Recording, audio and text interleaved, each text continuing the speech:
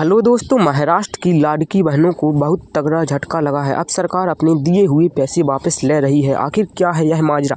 मौजूद समय में जब अलग अलग राज्य सरकारें महिलाओं की आर्थिक हालात सुधारने के लिए कई तरह की योजनाएं चला रही है, महाराष्ट्र की लाडकी बहन योजना लगातार चर्चा का विषय बनी हुई है। इस योजना का उद्देश्य आर्थिक रूप से कमज़ोर महिलाओं को हर महीने आर्थिक सहायता देना है, ताकि वह रोज़मर्रा की ज़रूरतें सहज तरीके से पूरी कर सकें। लेकिन हाल में ही सामने आए एक बड़े खुलासे ने राज्य सरकार को बहुत कड़ा कदम उठाने पर मजबूर कर दिया है। पता चला कि योजना का लाभ कई ऐसे भी लोग ले रहे थे जो इसके बिल्कुल भी पात्र नहीं हैं। इन्हें न सिर्फ योजना के नियमों का ज्ञान था, बल्कि कई मामलों में उन्होंने जानबूझकर गलत जानकारी देकर लाभ प्राप्त किया। इसी कारण सरकार अब उन अपात्र लाभार्थियों पर एक एक करके कार्रवाई शुरू कर रही है और उनसे गलत तरीके से मिली रकम वापस लेने का फैसला किया गया है। सरकारी आंकड़ों के अनुसार लाडकी बहना योजना के तहत लगभग 35 करोड़ उन लोगों को मिले जिन्हें यह फायदा नहीं मिलना चाहिए था।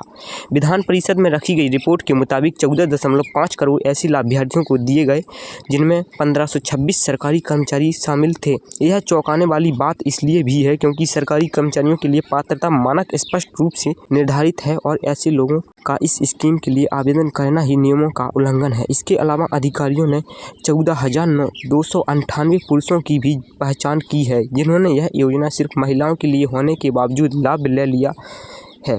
इस वजह से राज्य सरकार ने सभी पुरुषों और सरकारी कर्मचारियों के खिलाफ सख्त कदम उठाने का निर्णय लिया है और महाराष्ट्र सिविल सेवा नियमों के तहत उनसे राशि की वसूली की प्रक्रिया शुरू की जा रही है। साल की शुरुआत में आईटी विभाग ने बड़े पैमाने पर जांच चलाई, जिसमें 26.3 लाख खातों को संदिग्ध और अपात्र घोषित किया गया। इनमें वह परिवार शामिल थे जिनके एक से ज़्यादा सदस्य योजना का लाभ ले रहे, जबकि नियमों के अनुसार एक परिवार में सिर्फ एक पात्र लाभार्थियों को ही यह सहायता दी जा सकती है। कुछ महिलाओं को अन्य सरकारी योजनाओं का लाभ भी मिलता रहा है, जिससे इनकी कुल मासिक सहायता राशि निर्धारित सीमा 1500 रुपये से ज़्यादा हो रही थी। इतना ही नहीं, जांच में यह भी सामने आया है कि कुछ पुरुषों ने भी इस स्कीम के लिए आवेदन किया था, जबकि यह साफ रूप से महिलाओं के लिए बनाई गई है। इसी कारण जून से ऐसे सभी संदिग्ध खातों को भुगतान रोक दिया गया, ताकि आगे होने वाली गड़बड़ियों को रोका जा सके। इस योजना का फायदा 21 से 65 साल की विवाहित विधवा, तलाकशुदा, परित्यक्त और आर्थिक रूप से कमज़ोर महिलाओं को दिया जाता है। इनके परिवार की वार्षिक आय 2.5 लाख से कम होनी चाहिए। अगर परिवार में कोई अविवाहित महिला मौजूद है और वह पात्रता मानकों पर खरी उतरती है, तो वह भी इस योजना का लाभ प्राप्त कर सकती है।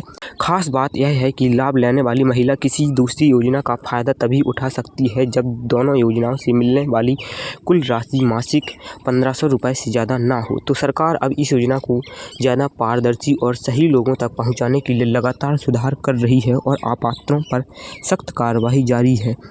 बहरहाल, इस पूरी खबर को सुनकर आप क्या कुछ सोचते हैं, हमें कमेंट बॉक्स में ज़रूर बताएं। बाकी तमाम खबरों के लिए बने रहिए हमारे प्यारे से चैनल टेक्निकल बेस पर। मिलते हैं दोस्तों किसी अगले वीडियो में, तब तक के लिए जय हिंद, जय भारत।